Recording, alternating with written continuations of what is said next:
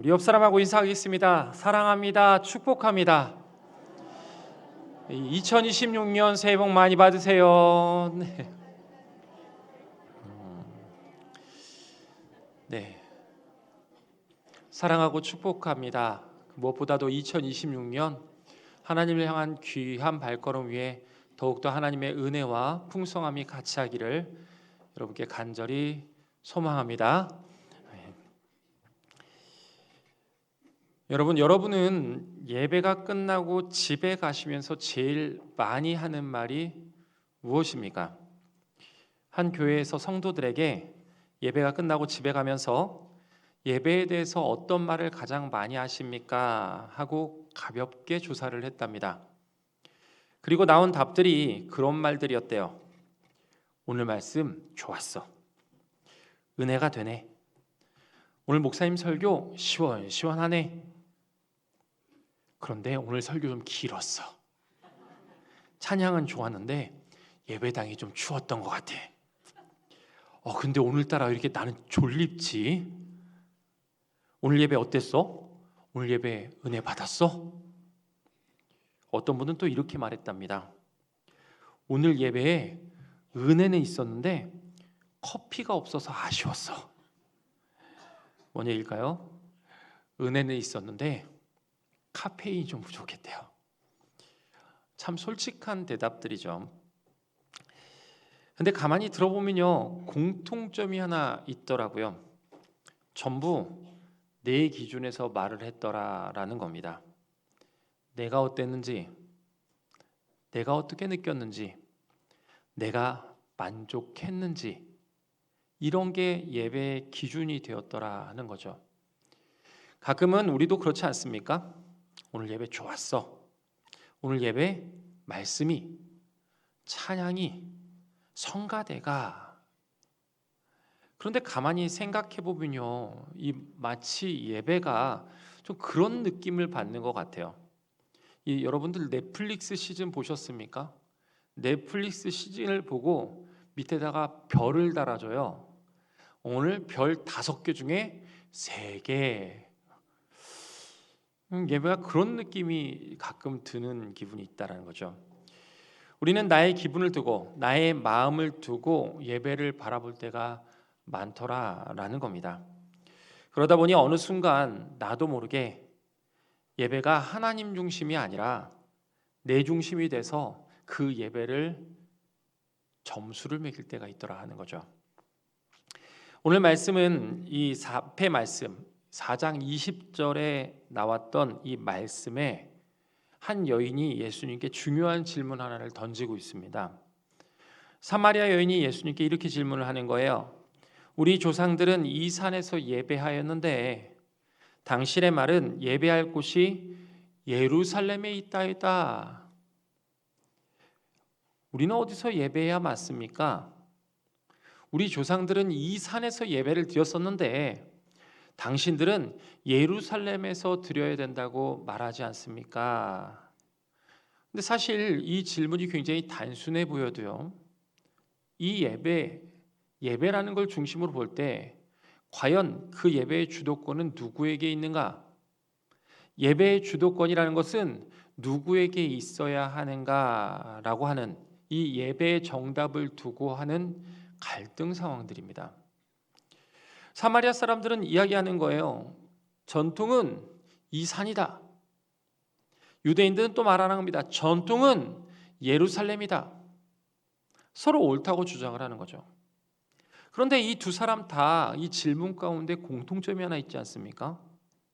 이 두 사람 모두 예배를 사람의 기준으로만 말하고 있더라 하는 겁니다. 이 장면은 마치 이런 모습과 흡사합니다. 부모가 아이한테 말을 하는 거예요. 얘야, 공부는 책상에서 해야지. 근데 아이가 말을 합니다. 엄마, 저는 침대에서 해야 집중이 잘 돼요. 여러분, 문제가 뭡니까? 책상입니까? 아니면 침대입니까? 아니죠. 어디서 집중을 잘할 수 있느냐, 못하느냐의 차이라는 거죠.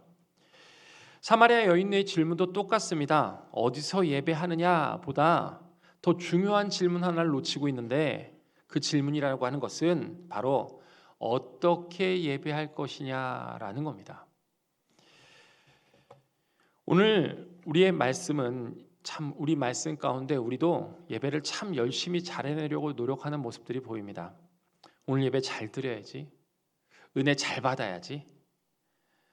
오늘 예배가 더 은혜가 될 수 있는 방법이 뭘까? 예배를 더 잘 드릴 수 있는 방법이 뭘까? 우리 항상 고민하며 이 시간을 보내고 있죠. 특히 봉사하시는 분들은 더더욱 그러신 것 같아요. 예배가 다가오면 마음이 편하지는 못합니다. 신경 쓸 일이 있기 때문이죠. 가끔은 예배 중에 그런 생각도 합니다. 문은 제대로 닫았나? 마이크는 잘 되고 있나?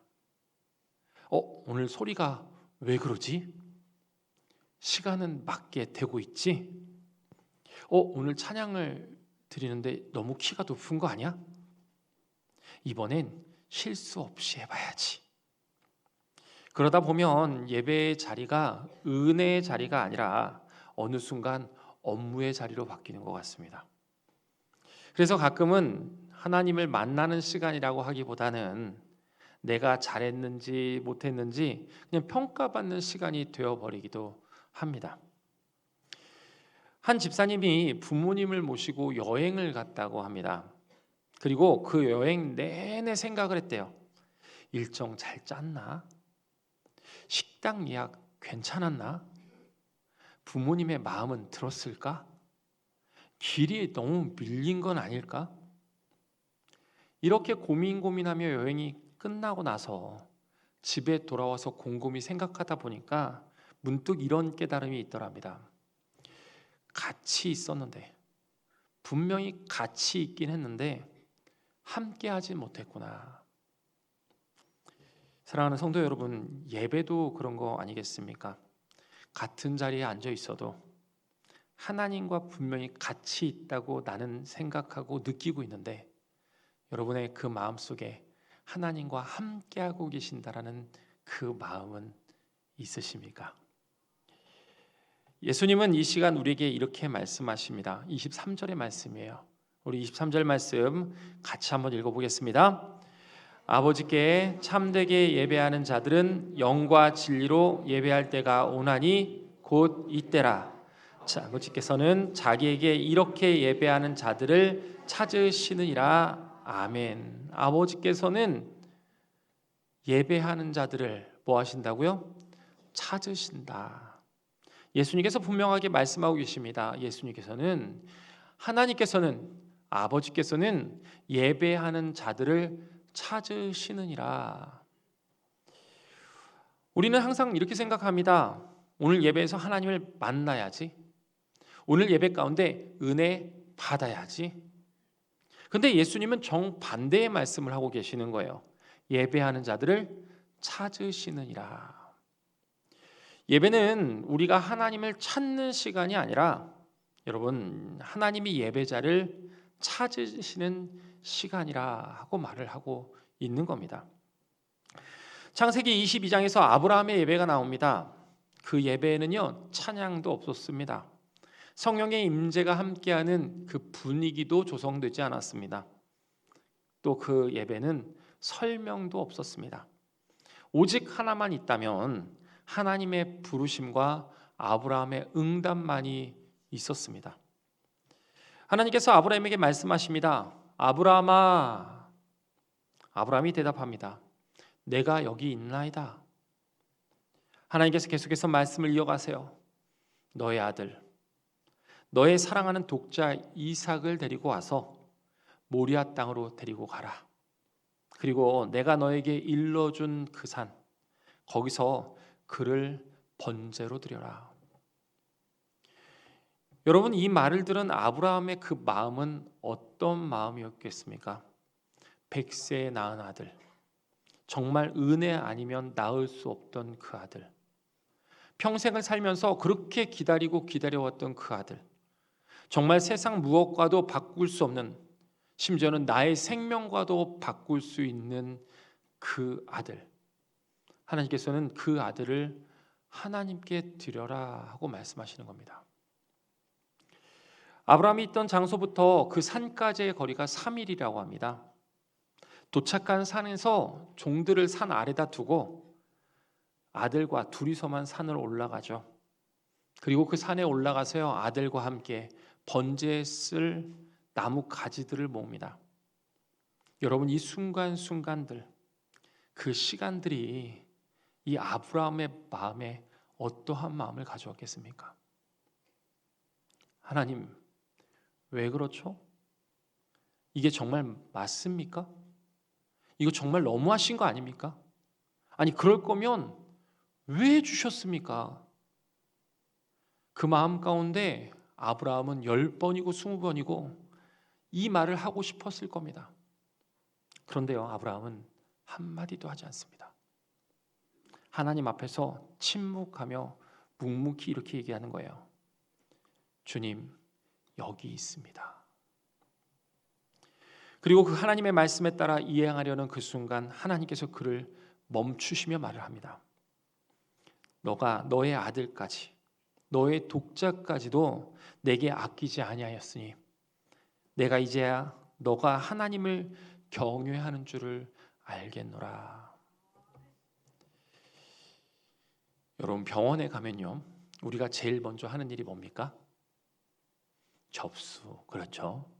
그런데 요즘 병원에 가면 이 접수 말고도 더 먼저 하는 일들이 있답니다. 휴대폰을 켜서 이 병원 후기 괜찮나? 누구한테 진료받아야 좋은가? 병원은 정말 친절한가? 이런 걸 검색한다고 그래요. 나름 열심히 검색도 하고 생각도 하면서 기다린다고 하죠. 그런데요, 의사가 들어오는 순간 여러분, 그때부터는 상황이 달라집니다. 말하는 사람, 생각하는 사람이 다 바뀝니다. 주도권이 바뀌는 거죠. 의사가 말하면 우리는 듣습니다. 의사가 진단하면 우리는 듣습니다. 의사가 결정하면 우리는 따를 뿐입니다. 그저 의사 선생님 말대로 하겠습니다. 의사 선생님의 뜻대로 하겠습니다. 이렇게 되는 것이 그 상황 아니겠습니까? 예배도 그렇다는 거예요. 예배의 주도권은 하나님께 있습니다. 우리가 어떤 생각을 갖고 왔든 어떤 마음을 갖고 들어왔든 예배당에 들어온 그 순간 하나님께 주도권을 맡기는 겁니다. 하나님께서 말씀하시면 내가 듣겠습니다. 하나님께서 진단하시면 내가 듣겠습니다. 하나님께서 결정하시면 내가 따르겠습니다. 그리고 이렇게 하나님께 주도권을 맡길 때 그 예배의 책임도 하나님께서 져주신다라는 겁니다. 우리는 예배를 완성하는 사람이 아닙니다. 하나님이 일하실 수 있도록 내 자리를 내어주는 사람입니다. 누가복음 10장에 마르다와 마리아의 이야기가 나옵니다. 마르다는 열심히 준비했습니다. 이 예배를 위해서 음식을 준비하고 바쁘게 움직이고 정성껏 섬기기 위해서 많이 분주하며 자리를 만들어냈습니다. 그런데 마리아는요, 예수님의 발치에 앉아서 그저 듣고만 있었습니다. 마르다가 그런 마리아를 보며 예수님께 말을 합니다. 주님, 내 동생이 나 혼자 일하게 두는 것을 생각하지 아니하시나이까? 내 동생에게 명하여서 나를 도와주라 하소서, 이렇게 얘기를 합니다. 그때 예수님이 이렇게 말씀하세요. 마르다야, 너가 많은 일로 염려하지만 마리아는 좋은 편을 선택했다.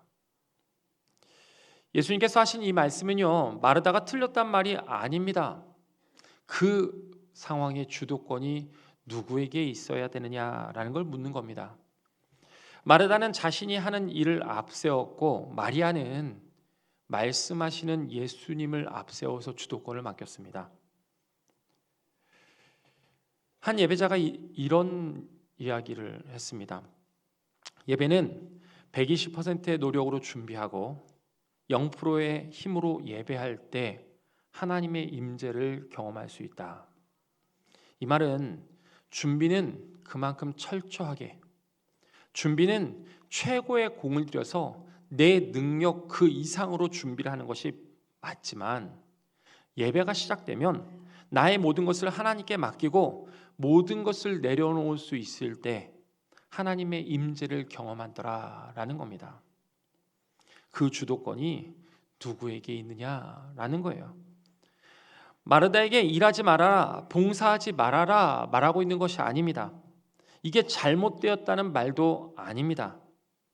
예배에 내 힘, 내 의지, 내 뜻을 앞서서 예배의 결과를 만들지 말고 그 결과를 온전히 주님께 맡길 줄도 알아야 된다 이야기하는 것입니다.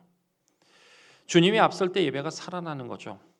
내 힘을 빼고 주님께 주도권을 맡길 때 예배가 살아나는 겁니다. 여러분, 운전을 처음 해보신 분들은 아마 그 기분을 잘 아실 거라 봅니다. 운전을 처음 할 때 그 기분이 어떻습니까? 핸들을 얼마나 꽉 잡고 있는지 모릅니다. 손에 땀이 나고 어깨에 힘이 바싹 들어가 있습니다. 앞차가 조금만 가까워져도요, 브레이크를 괜히 더 밟아요. 차가 살짝만 흔들려도요, 몸이 엄청난 긴장을 하죠. 거기다가 옆에 누가 타고 있으면, 그런데 그 타고 있는 사람이 잔소리를 하기 시작하면 어떻습니까? 야, 속도 줄여. 브레이크! 거기 아니라니까. 여러분, 그러면 운전자의 그 기분이 어떻습니까? 차는 더 덜컹거리고 운전을 오히려 더 불안하게 합니다. 그런데요, 운전을 조금만 더 하다 보면, 좀 더 익숙해지면 어떠한 모습이 보여집니까? 핸들을 꽉 쥐지 않아도 차는 잘 간다는 사실을 알게 됩니다. 브레이크를 계속 밟고 있지 않아도 차가 잘 선다는 사실을 알게 돼요. 내 힘을 빼니까, 나의 마음을 내려놓으니까 차가 원래 가진 기능이 제대로 작동이 되는 거죠. 예배도, 우리 신앙도 똑같습니다. 우리가 예배할 때 잘해야지, 실수하면 안 되는데, 은혜를 더 만들어야 되는데, 이 마음으로 힘을 잔뜩 마음에 쥐고 있으면 예배가 부드럽게 흘러가지 못합니다. 오히려 예배가 은혜가 아니라 더 긴장된 상태를 만들어 옵니다. 하지만 주님께 주도권을 맡기는 거예요. 내 힘을 빼고 내가 갖고 있는 편견 내려놓고 내 주관 내려놓고 내 뜻을 내려놓으면 그때부터는 예배가 내가 끌고 가는 시간이 아니라 주님께서 이끄시는 시간이 되는 겁니다. 그때 비로소 우리는 우리 귀에 말씀이 들리고 내 마음이 만져지고 하나님이 일하실 공간, 내 마음 가운데 하나님께서 움직이실 수 있는 공간이 생겨나는 것입니다. 내 힘을 뺄 때, 내 뜻을 내려놓을 때 하나님은 나를 통해서 일하시기 시작하는 것입니다. 그래서 우리는 예배를 완성하는 사람이 아닙니다. 예배를 완성하는 사람이 아니라 하나님이 일하실 수 있도록 자리를 내어주는 사람이 되어야 됩니다. 여러분, 2026년 하나님을 예배하는 가운데 하나님의 의한 예배, 하나님의 의한 예배를 통해서 하나님의 은혜와 축복의 길이 활짝 열리길 간절히 소망합니다. 무엇보다 하나님께서 우리의 예배를 받으시고 삶의 길 또한 형통함으로 나아가는 2026년 되시기를 간절히 소망합니다. 그렇게 우리는 이러한 예배가 되기 위해서 같이 고백할 수 있어야 합니다. 주님, 오늘 예배의 주도권은 저에게 없습니다. 주님께서 말씀하십시오. 제가 그 말씀 듣겠습니다. 주님께서 말씀하시면 주님께 받은 은혜 내가 삶에서 흘려보내겠습니다. 삶을 통해서 내 삶을 더 아름답게 만들어 가겠습니다. 예배는 우리가 하나님께 가는 시간이 아닙니다. 하나님께서 우리에게 오는 시간입니다. 우리는 이 시간을 하나님 안에서 더 강건하게 보내야 되고 더 귀하게 보내야 됩니다. 그리고 한 가지 더 이야기한다면 우리가 2026년 예배라는 것을 바라볼 때에 그동안에 내가 드렸던 2025년의 예배보다 한 번에 더 예배, 한 번 더 예배의 자리를 만들어서 하나님께서 나를 찾아오실 수 있는 시간을 한 번 더 열어갔을 때 하나님께서 그 삶의 길을 확장해 주고 그 삶의 영역 속에서 응답하시고 인도하실 것입니다. 우리가 2025년보다 2026년 더 큰 축복을 원하십니까? 그러면 하나님께서 나를 찾아오실 수 있는 기회를 한 번 더 열어가실 수 있길 바랍니다. 한 번에 더 예배, 새벽 예배도 좋고 수요 예배도 좋고 금요 심야도 좋고 우리의 삶의 예배를 한 번 더, 한 걸음 더 하나님께로 나아가는 겁니다. 하나님께서는 오늘도 예배자를 찾고 계십니다. 우리가 하나님 앞에 예배자로 서길 기다리시는 겁니다. 그리고 하나님은 말씀하십니다. 내가 너를 찾겠다. 사람에 의한 예배가 아니라 하나님에 의한 예배로 우리 모두가 2026년 더욱 큰 축복과 행복으로 가는 저와 여러분 되기를 간절히 소망합니다. 기도하겠습니다. 그렇습니다. 하나님께 나아갈 때에, 하나님 앞에서 뜻을 내려놓을 때에, 하나님을 바라보는 그 귀한 인생길 가운데 무엇보다도 하나님의 뜻을 붙잡을 때 하나님께서는 우리의 삶을 더 귀하고 풍족하게 해주십니다. 그러기 위해선 이 예배 가운데 내가 하나님을 찾는 예배가 아니라 하나님께서 나를 찾는 예배, 그렇게 내가 오늘도 내 뜻을 내려놓고 내 마음을 내려놓고 내 이성을 내려놓고 하나님 듣겠습니다, 말씀하시면 내가 그렇게 살겠습니다 하는 하나님의 귀한 그 말씀이 하나님 오늘도 내 안에 강력하게 새겨져서 오직 하나님의 뜻을 붙들고 하나님의 그 마음과 하나님의 길을 찾아 나가는 2026년 될 수 있도록 주님 붙잡아 주시옵소서. 내가 하나님 앞에 나오고 하나님께서 나를 찾으실 때에 하나님께서 그 예배에 대한 모든 것 또한 책임지신다 말씀하십니다.